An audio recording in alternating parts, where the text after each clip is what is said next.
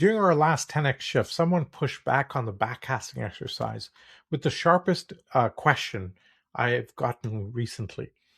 The question he asked was his whole vision was to stay flexible, to be ready for opportunities that nobody's even imagined yet.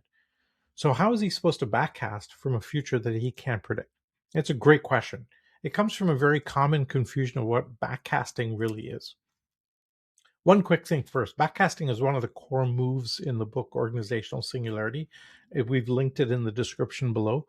Open it, read along if you can, because the version most people carry in their head about backcasting is the wrong one. Okay, so just a separate note there. Okay, so where people get stuck, where people get frozen, they hear backcasting, working backward from the future, and they assume it means they have to predict the future. Name the products, call the market, guess the technology. And of course, that feels impossible because it is. Nobody can do that. So they do one of two things. They either freeze or they invent a confident forecast they secretly don't believe. And the whole exercise becomes theater, right? The more thoughtful you are, like the person who asked this question, the worse it gets. Because if your actual strategy is to stay open and adaptable, then predicting one fixed future feels like the exact opposite of the point. So let me clear this up.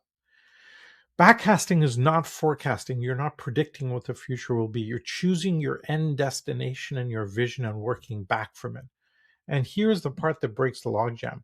The thing you backcast from is not a product, it's not a market, it's not a number on a chart in 2035. The thing you backcast from is your purpose and the capabilities you would need to live it, your MTP, the transformation that you want to create. That's noble, even though the world is not. The market will surprise you, the technology will surprise you, your purpose should not surprise you. So you backcast from the part that holds still. Now, let's talk about how you actually do it. There are two ways. First comes from someone else in that same room. He uses a magic wand. He asks, if I had a magic wand as the founder, what would my organization simply be able to do? No constraints, no excuses. The answer to that question is the destination. He uses that as the prompt to plan the rewrite back to today. I love that because it skips the prediction entirely and goes straight to capability. The second is a single question. What would have to be true about how we operate to win, no matter what the future turns out to be? Not what the market will be or what we would need to be or to be ready for some version of it. But if you can answer that honestly, you get concrete things out of it, a clean intelligence layer. You get AI native workflows. You get decision loops measured in hours, not weeks. You have less legacy drag on all your moves that you make. None of that requires you to predict anything. And all of that you can start building today. That's the whole unlock. Backcasting gives you something to build this week, not a prophecy to defend. And that build is exactly what we do live in our 10x Shift workshops. You run the backcast and you walk out with the first piece already mapped. The link is in the description below. Now, back to the person who started this. He said his vision was to stay flexible. And here's the thing, flexibility is not the absence of a destination, it is a destination. An organization built to move on anything, to reconfigure overnight, to seize an opportunity that nobody saw coming, that is a specific kind of organization. It has very specific properties. You can design backwards from it just as cleanly as you can from any product. So wanting to stay open does not let you off the hook. It hands you one of the cleanest and clearest backcasts there is. Now, someone else asked, how far do you set the target, right? It needs to be far enough that you stop defending the way you do things right now.